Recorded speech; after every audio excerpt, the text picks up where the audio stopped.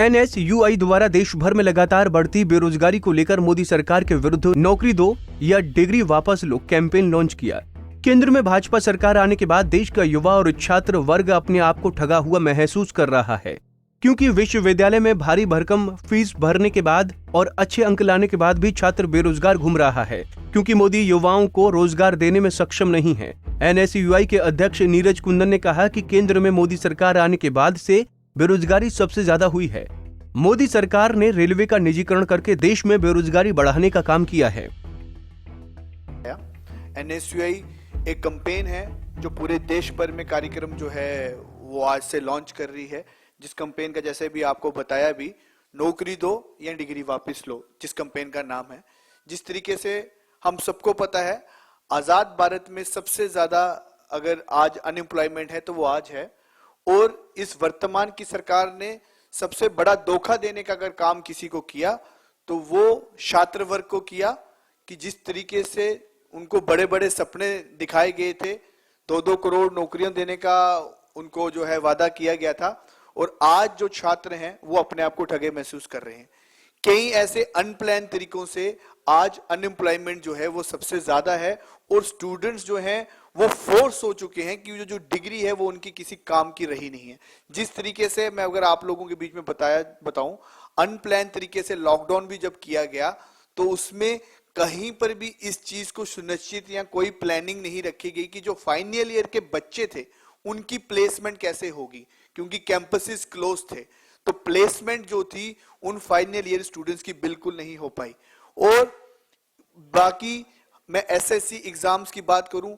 अब हम लोगों ने देखा कि सबसे पहले SSC एग्जाम में किस तरीके से सबसे पहले स्कैम होता है। 2-2 साल तक SSC के जो स्टूडेंट्स हैं उनके एग्जाम्स नहीं होते, 2 साल का उनका सेशन जो है वेस्ट होता है, और जिसका सीधा सीधा फर्क अनएम्प्लॉयमेंट में पड़ता है। रेलवेज के लिए मैं आपको बता दूं कि 1250 करोड़ रुपए सरकार जो है उनकी फीस के तौर पे जो बच्चे आवेदन करते हैं उनके तौर पर लेते हैं, और उनका भी एग्जाम जो है 2 से 3 साल के बाद करवाया जाता है। तो इस तरीके से कई ऐसे उदाहरण हैं जो सामने सामने दिखाते हैं कि सरकार जो है रोजगार देना तो स्टूडेंट्स को बड़ी दूर की बात रहा, बल्कि इस विषय पे चर्चा तक जो है वो नहीं करती है। तो उसी को देखते हुए NSUI का एक प्रयास है कि इस सरकार को, जो एक सरकार जो स्टूडेंट्स और छात्रों के विषय पे, इतने महत्वपूर्ण विषय पे सोई पड़ी है, उसे जगाने के लिए हमने ये कैंपेन जो है वो लॉन्च की है, नौकरी दो या डिग्री वापस लो, जिसमें देश भर के जो स्टूडेंट्स हैं, देश भर के जो छात्र हैं, वो विभिन्न राज्यों से अपनी डिग्री जो है वो प्रधानमंत्री जी को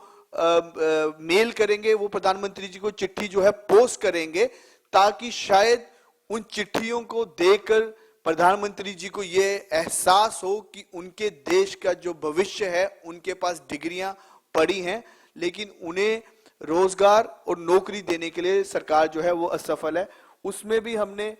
आज भी यहां से उसका कार्यक्रम की शुरुआत करेंगे कि हमने अपनी अपनी डिग्रीज जो हैं वो इसी तरीके से इसके अंदर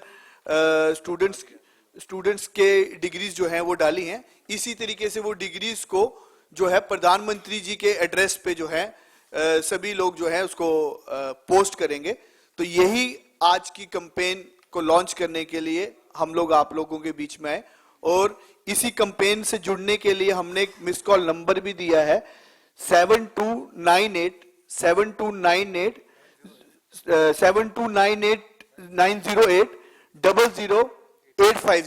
इस नंबर पर मिस कॉल देकर